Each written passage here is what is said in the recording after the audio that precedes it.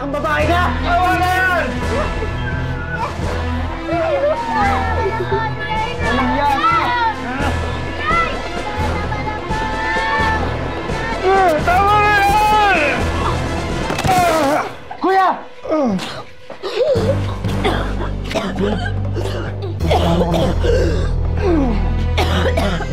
Kuya, ba't ka naman bumangon? Alam mo naman hindi mo kaya. Ayoko kasi nakikita kayong nag-aaway.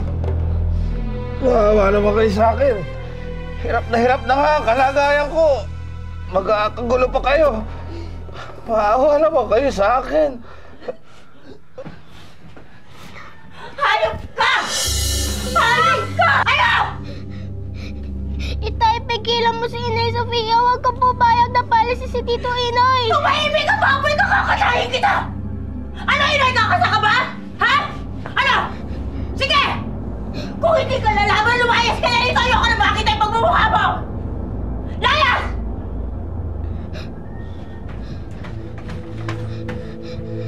Tito Inoy!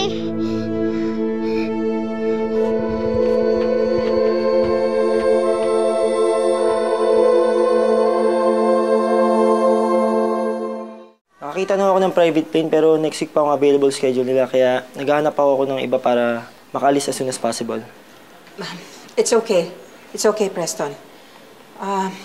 Next week na lang natin ipasundo si Enrico. Are you sure, ma'am?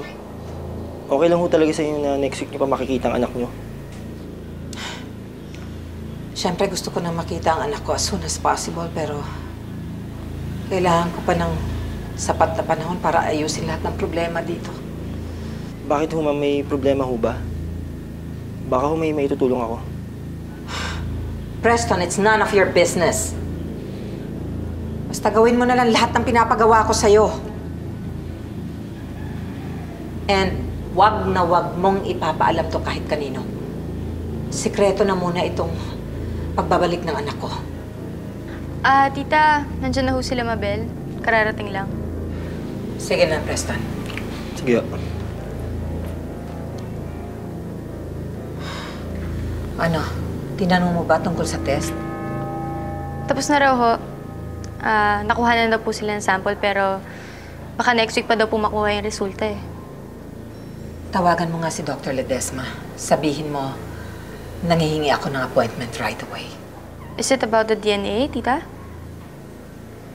Oo. Ito lang ang paraan para mawala na ang problemang ito. I don't want to lose my son again.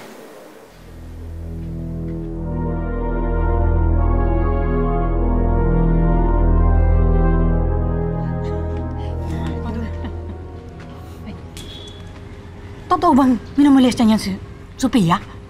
Abaya na sigaw kanina ni Sophia eh. Gago rin pala yung batang yun eh. Akala ko pa naman, matino siya. Oo. Maano mo ka eh. Makatingin ano? Tito Inoy! Tito Inoy, wag ka munang umalis. Paano kami dito eh? Ming, anong magagawa ko? Pinapalayas na ako ng nanay mo.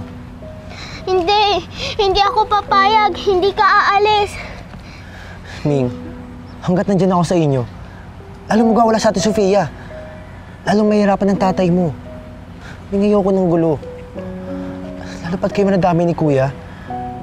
Aalis na lang ako para tumigil na yung nanay mo. Wala na magtatanggol sa akin pag umalis ka. Ikaw ang mag-aalaga sa tatay mo, ha? Wala kang aasahan kay Ate Sofia. Ikaw ang magbabantay kay Kuya. Huwag mo rin papabayaan yung sarili mo, ha? Alis na ako.